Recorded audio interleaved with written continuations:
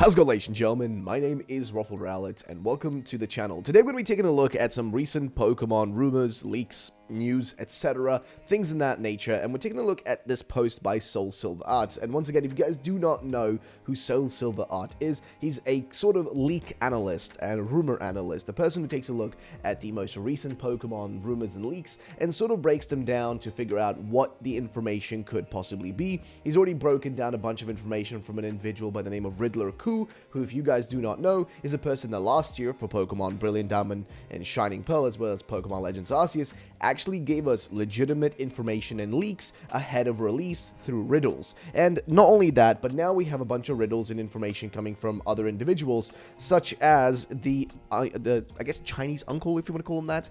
This is a person from Tieba Baidu, which is kind of like the Chinese Reddit, who's been posting information. But now we're going to take a look at what's going on here. So let's get started. So first things first is this massive thread that's been put together here. He starts this off actually in a different post saying that he's kind of surprised that they are revisiting the theme, after Necrozma and Ultra Sun and Moon, and this is to do with like what the possible legendary could have to do with like the color spectrum. But let's go to the full post and the full thread because it is a pretty long one, so sit back, relax, grab yourself a beverage if you don't want to read this on your own, and I'll read it for you. So let's get started. I kept hearing a horse or even wolf dog chariot legendary related to this dog on wheels. And I just have one thing to show you. Psych, I've got a lot more than that. Then in the reveal trailer and in the title of Pokemon Scarlet Violet, rainbows are literally and thematically everywhere. And what he's talking about here is that we've got this god of sorts. I'm not sure which god in this case it is. I'm assuming it's a Greek god maybe, or I guess something like that, or Roman god. But nonetheless, it is a god being carried on a chariot by...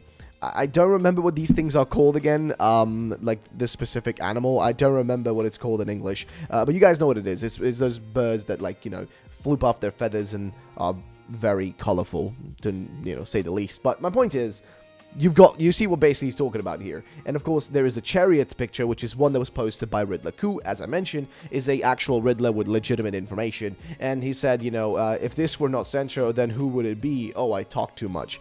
Possibly him hinting at the legendary in this case. And again, the point of there being a lot of colorfulness and the kind of rainbow already being present within Scarlet and Violet. But we continue on though, which is back to this. To add my comment, there was also two times a rainbow effect when the Night Guard pointed around with his flashlight. I think this is something which gets usually edited out of videos involving light sources unless it's wanted. Exactly.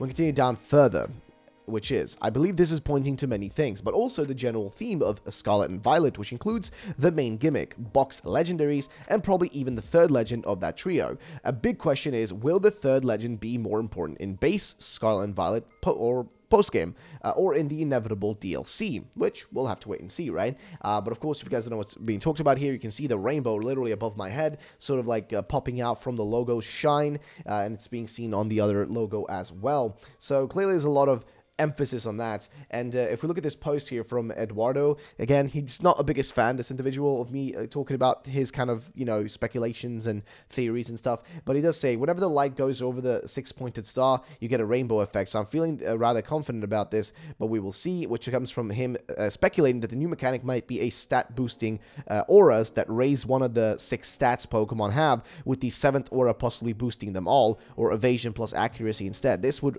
replicate the auras caused by Necrozma's light with the lights of the 7 rays. So we don't know if that's going to be the case, but we're going back to the original thread, which is, either way, I believe that we could possibly get a legendary Peacock Pokemon, and I suspect it may actually be the third legendary in the trio, or a type of Calyrex Arceus post-game legendary for Scarlet and Violet's post-game, or the DLC. I keep saying Sword and Shield when I see SV for some reason. But either way, remember, PLA is full of hints for Gen 9 according to the uncle info, and what he's referring to here, which you guys can check out in our previous video, is that specifically the uncle, the Chinese uncle, who is an actual leaker, did give information saying that, like, there is more stuff in the trailer, right? Apparently there is more stuff in the trailer that we do not know about just yet. So there is more stuff there, we just aren't aware of it. That's pretty much the general gist of it. So keep that in mind. And here you can see what Eduardo said, which is Rayquaza had got a Mega Evolution, Eternatus, Dynamax, Ultra Necrozma, Z-moves, kind of in relation to what those Pokemon had to the specific mechanics. And the Peacock Angel, stat boosting auras, which if it is a Peacock, based Pokemon. And that's that's the animal. I forgot that's what they were called. Either way, even if Scarlet and Violet brings these four together by the end, I still doubt Game Freak would use all the mechanics. That would be insane. I wouldn't have discarded Z moves for now though. He continues on. So, maybe the true end to the story of Scarlet and Violet is about the third legendary completed only in the post-game, just like Arceus was in PLA's post-game. Also, with Eclipse's new hint, if it's real, that would further play into this Peacock being some of other kind of important legendary like Calyrex, which refers back to Eclipse, who, if you don't know who Eclipse is an individual that has given us real information in the past, but also gives us a lot of misleading info, so is to be not 100% trusted. Love Eclipse though. Really freaking awesome lad, really friendly person, but don't trust everything you read from Eclipse. He can be a little bit misleading sometimes, so keep that in mind. But he did post something interesting, which is right here, which he called Real Leak number 4. Thanks to darkness, we've been blessed with lights. Thanks to lights, we'll see the unnoticeable, which in this case is kind of interesting because I'm guessing like the unnoticeable in this case, if you really think about it, there are certain lights in the color spectrum which we as humans literally cannot see. Also lights that are literally invisible, right? Like lights that we just cannot see. You know, for example, I mean, I don't know, I can't really remember off the top of my head, but there are like, you know, those ultraviolets and whatnot, those certain lights on the, you know, on the spectrum, which we literally cannot perceive as humans, or like we just can see them. They're not like actually visible, which would be interesting because could it be that these legendaries will actually be brought into the spotlight because of us? Like, thanks to the darkness, we've been blessed with lights. Thanks to the lights, we'll be, you know, we'll see the unnoticeable. So because of these two things happening, right? Thanks to like darkness, the evil team maybe in this case, we, you know, we get blessed with light to stop them, and thanks to us, the actual legendaries will become present to us, or something else in a different way, and maybe him including in this case, you know, our good friend over here. It could be that this is what the way his hint to sort of hit like at a peacock, right? Now, this isn't really a peacock, but you get my point. It could be like trying to emulate that feeling. But we continue on though.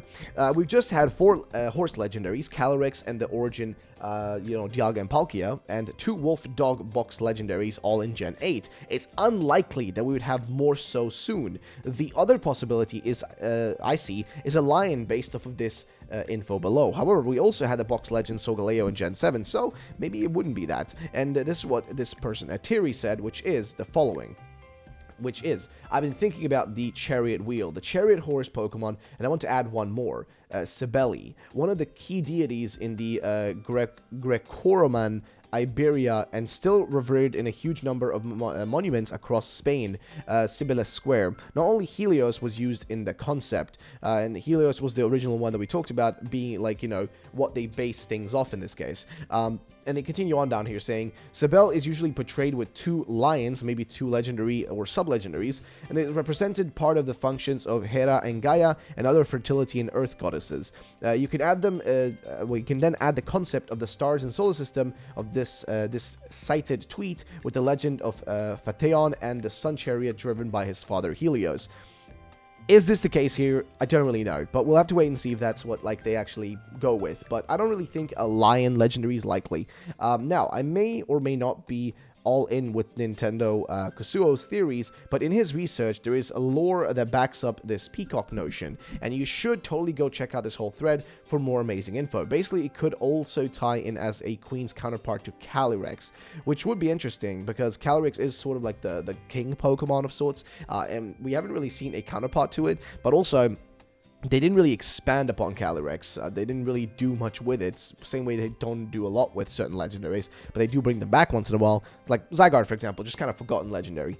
So I'm curious to see if that's going to be the case here. Are we going to have anything to do as a counterpart to Calyrex? We'll have to wait and see, right? But lastly, back to the rainbows or light spectrum. As we all know by now, Scarlet and Violet is probably hinting at an infrared, that's the one I was looking for, and ultraviolet, which are both on the opposite sides of the rainbow. The 18 Pokemon types also, and also by the way I said it, like, you can't see them. My point is, like, they're not like, you know, if they're used for signals and stuff like that, whatever, not visible to us. But either way, and I could be totally wrong about that as well. Like, I don't remember, like, you know, I don't remember my school learnings, okay? I'm a little dumb. So we continue on. The 18 Pokemon types also make a rainbow of sorts, as well as this info below further connecting us. The game names and the trailer visually imply a connection to the color spectrum, since Scarlet and Violet are at its opposite ends. So these might be the games where we get the 7 rays legendaries, and the series reaches its Cauda Pavonis phase, transitioning from Albedo to Rubedo, which I don't even know what that would mean, but hey, just go read Eduardo's tweets in this case, because he goes balls deep on that stuff. And he says here, also a good possible alternative is, I think a rainbow dragon is a possible alternative, especially if they go with the idea that the Seraphim, as the 7 rays for us, are fiery serpents, since Michael is sometimes portrayed with peacock feather wings. What matters is the concept as usual. And then he says here, I do wonder, if PLA had big hints to Gen 9 in it, could the forces of nature, including the new Anamoris, have been pointing to the 5th and final one in Scarlet and Violet, the gold dragon of the center? Kind of random, but maybe it ties back into the legendary peacock dragon. And right here is what he's referring to, which is a yellow dragon of the center. Among all the different Chinese dragons, this guy plays the first fiddle in the Taoist cosmology. The yellow dragon, sometimes referred to as the yellow snake, is considered God and the guardian of the element Earth, the center, heaven, and the sun. He's the most powerful creature, master of all dragons, and as such is invincible, depending on his goodwill, right? So there you go. But continues on. This doesn't discount the Peacock Chariotmon. I'm just trying to figure out where it'd fit. It could still be Gold Dragon, if we believe Eclipse saying the third legend is a dragon dark type. There's evidence, which again, that's back to what we were looking at earlier. But either way, there's evidence backing it, the third legendary as usual. The dragons and Uncle Ku info suggests it, so we'll see. It's possible the Peacock Chariot is just a regular or ride Pokemon, or what I suspect is that it'll be a different kind of legendary, most likely a focus in the Scarlet and Violet DLC story. Here's more info pointing to Peacocks by Arbusto More 2. The connection to this Sao Jorge castle is mind-blowing. Yesterday was thinking about the third legendary being a peacock with every color on its tail, or 18 colors of every type, and kind of having an ability like Arceus. There's a community of peacocks is St. George's Castle too, apparently, which actually is kind of interesting. Perched on top of the hill, Castillo de Sao Jorge is an important military monument and a culturally iconic site. Visitors can learn about the history of Lisbon and enjoy an extensive outdoor area, about 4 hectares, consisting of a wide variety of typical trees from the Iberian Peninsula and a considerable number of animals, particularly lovely community of peacocks, which would be kind of interesting, kind of a strange set of animals to have there. But yeah, that is pretty much the thread. I wanted to read this one for you guys, just see what you guys think about this, because we've been talking about what the possible legendary could be, and there are so many of these hints, right? Especially with Riddler Coup, with that chariot dog thingy.